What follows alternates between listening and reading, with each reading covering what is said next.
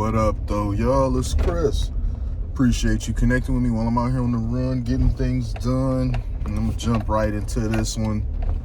I saw a video.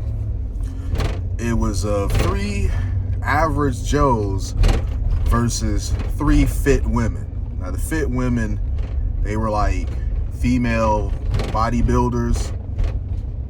And the average Joes were for real average Joes. You could look at them and tell that these weren't guys that go to the gym. One guy says he does a little bit of exercise basically to keep up with his kids. So, a little bit of cardio stuff. And this was a competition of strength. And the video was very entertaining. I mean, it wasn't shocking, the outcome, but it was entertaining nonetheless. One thing right out the gate, when they're, introducing the 3 women and they're introducing the 3 men, the women come off as very unlikable. They come off very, very cocky. And this tends to be the case when you have women dabbling, doing things that are usually something that men do. If men have these sorts of personality traits, they're generally labeled as toxic. But when women have these personality traits, they're strong, they're confident, they're nothing negative at all. So right out the gate, the women, they're not very feminine. They're very cocky, and they're so sure of themselves that they're going to beat the men. The first competition they did was a sandbag pull, sandbag drag. So you had the 3 men, you go running to the end and then you run back. The men won that. The women dragged behind quite a bit. It wasn't as wide of a gap as it could have been, because I think the men kind of took it a bit easy on the way back when they saw there was no way they were going to lose this. The second one was filling a barrel with water. They had buckets that had holes in them, and they had to run to the water, put water in the bucket, and run back. But the bucket had holes, so you had to be quick about it. Once you get there to the barrel, you dump the water in, and whoever got to the 3/4 mark of the barrel, they said half, but it was really the 3/4 mark, they won. The men did what men do. The men immediately ran off all 3 of them, and they created a kind of pass the bucket system. So they didn't wear themselves out. They got it not only full faster, but they didn't wear themselves out. When the 3 men, and this is what was ironic, when the 3 men all took off running to the water, one of the women was like, why are all 3 of them going? She was basically throwing shade at them, like, what are they doing? Are they stupid or something? All to get beaten by their strategy and then kind of have to eat crow after she lost. Like, if we had to start over, we probably would employ the strategy that they did, because they tried to do a strategy similar to theirs around halfway when they seen that the men were so effectively beating them in that. The next one was, it was like pugil, and they had to set some rules to accommodate the women. They're like, no hits in the face, no hits to the chest. Of course, if it's 2 men, they might have blocked hits to the face, but hits to the chest wouldn't have been a big deal. But they did that. Actually, no, they did that one after they did the deadlift. They did a deadlift for the 3rd one. And the women won that one. And it all came down to the least fit of the average Joes. He kind of like conked out after like 5 or 6, lifts.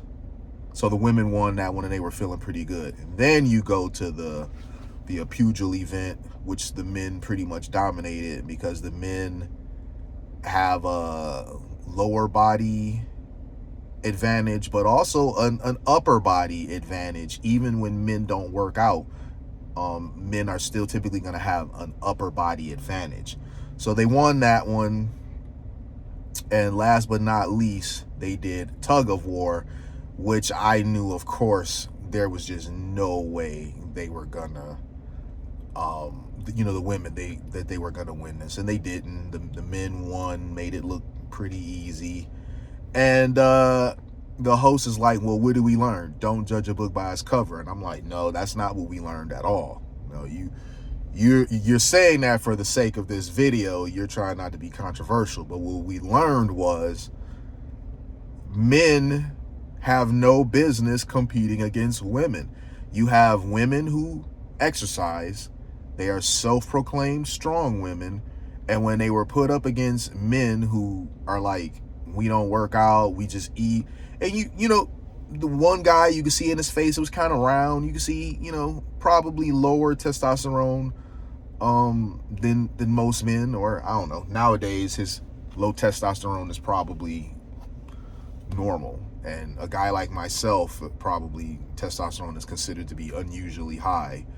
But you could tell this is not a guy that gets to the gym, and they were still stronger overall. So you have average men that were still stronger than women who are training to be stronger. So this whole thing with men facing women in women's sports, it's just silly on its face to me. And I know they weren't intending for this to be like a trans issue, but it does highlight that, though, because this has been basically a hot button thing for a bit, of men competing against women in sports. You have a lot of people that I think are absolutely insane who defend men competing against women like, oh, you just gonna count the women out, yada yada. It's not about counting the women out. It's about the fact that like classes, divisions, they exist for a reason.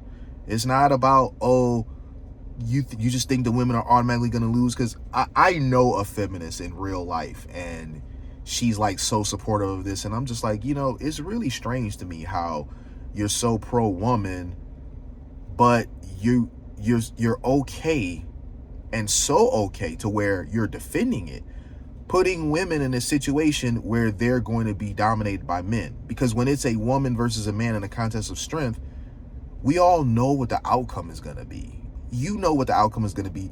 You're too prideful and stubborn to admit it, but you already know what the outcome is going to be. Why do you advocate for that? Why am I championing for women to have a fair contest against other women harder than you are, and you're the pro-woman advocate? It's just very strange.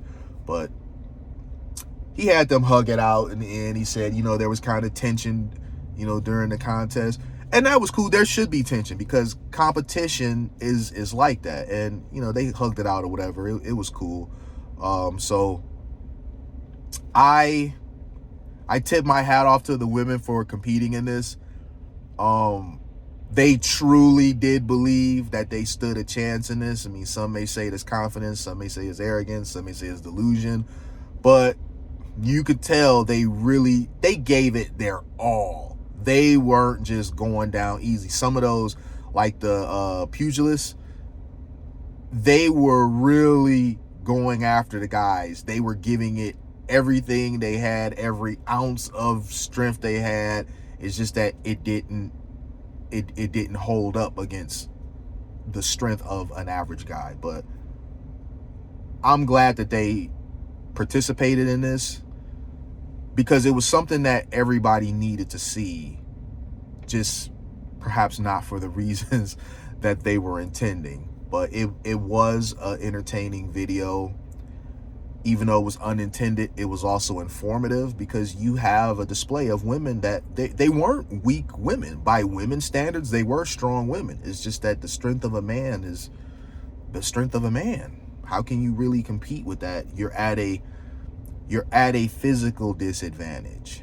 So when you have women that are training to be stronger, and they still end up being beaten handily for the most part by men who don't exercise, how do you continue to push the claim that men and women are the same, and that trans athletes should have the right to compete against women. You know, it didn't do that argument any favors, that's for damn sure. I know that wasn't their intention, was to hurt that, but it did nonetheless. But let me know what you guys think in the comments. Have you guys seen that video? If not, I do recommend you check it out. It's not super long. It's about 10 minutes, and it was pretty darn entertaining. So I'll be looking forward to the comments of what you guys have to say. I'll holler at y'all later. Peace.